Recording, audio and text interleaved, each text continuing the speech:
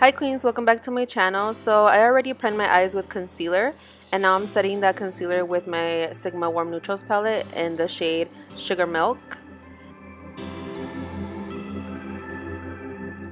And for my transition shade, I'm going to go ahead and take this Makeup Forever eyeshadow in the number 156. And I love to use Makeup Forever eyeshadows because they're so creamy and buttery, and they're very easy to blend. And the brush that I'm using is a Morphe M504, which is one of my favorite Morphe brushes.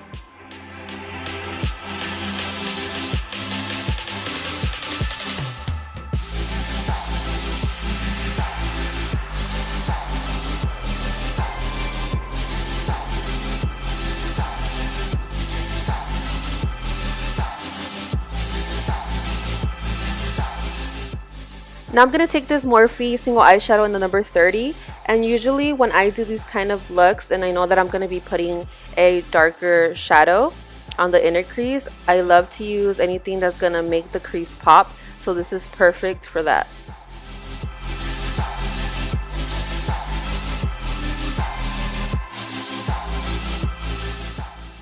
And I'm using the same Morphe M504 brush. This is one of my favorite brushes to use, as I mentioned. It just blends the shadows really nicely, and it's like really fluffy. And this Morphe eyeshadow is like really pigmented. Usually I like to go back and forth with my eyeshadows, but this one is like super pigmented on the first pickup. Now we're going to use Zulu from the Masquerade Mini palette from Juvia's Place, and I'm just going to go ahead and place that on the inner crease and blend it towards the upper crease. And I just want those colors to kind of blend in together. And the brush I'm using for that Zulu eyeshadow is a Sigma tapered blending brush in the number E40. This is perfect because I just wanted to concentrate that Zulu eyeshadow in the inner crease and just start to blending it upwards. Now I'm going to go in with Audit, which is like a deeper red, and the reason that I like to use this is because it kind of starts to like darken up that crease for me since it is a deeper red shade. And then I'm just going to go ahead and blend that out really nicely in windshield wiper motions.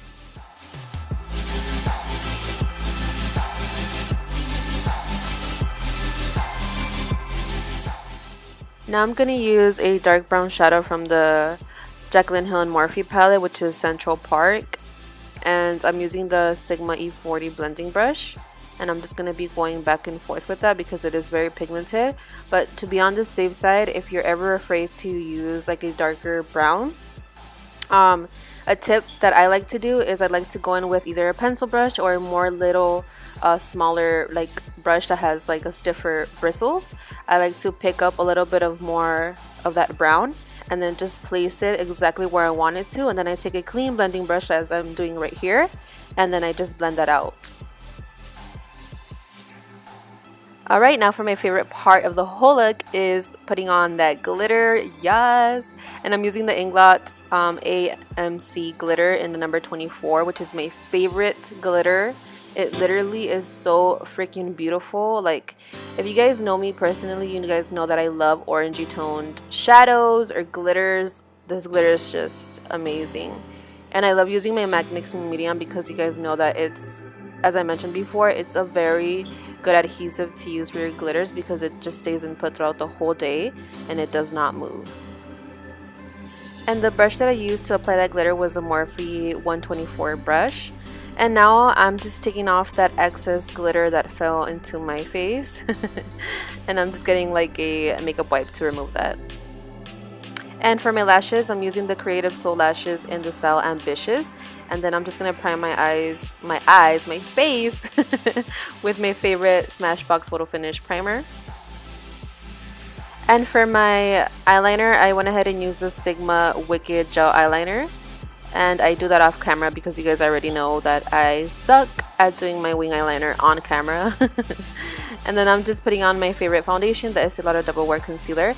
And then I'm using this Maybelline concealer that I just got. And I've been loving it, to be honest.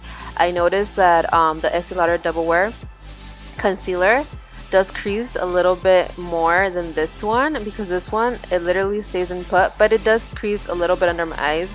But personally, every concealer for me creases because I do have small creases under my eye, so any concealer will crease a little bit on me, but this one does a really good job.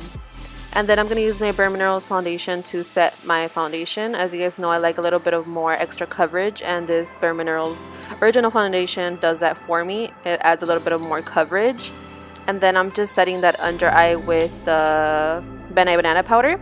Now I'm going to contour my face with the Anastasia Beverly Hills palette. As you guys know, I love to use her palette to contour.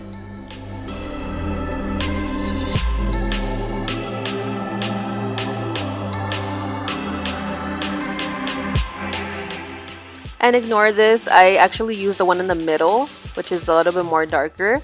And then I just used a different brush, and it's like a buffing brush.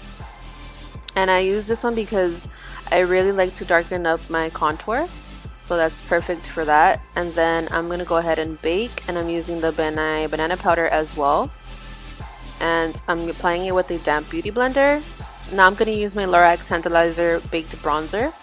And I like to apply that like a blush because I'm not a big blush person. Now I'm using my MAC shaping powders to set my concealer, even though I already did, but this adds like a luminosity under the eye, which is my favorite. I love to use it. Now I'm going to use my Laura Geller Gilded Honey highlighter.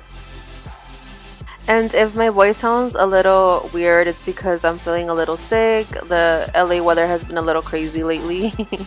But now for my lipstick, I'm using the MAC Cosmetics lipstick in the name Sin, which is my favorite to use in the fall. And that is it for this tutorial, my queens. Thank you so much for watching. I really hope that you guys enjoyed my go-to makeup fall look. Don't forget to like, comment, share, and subscribe. And until next time, I will see you guys soon. Bye, queens.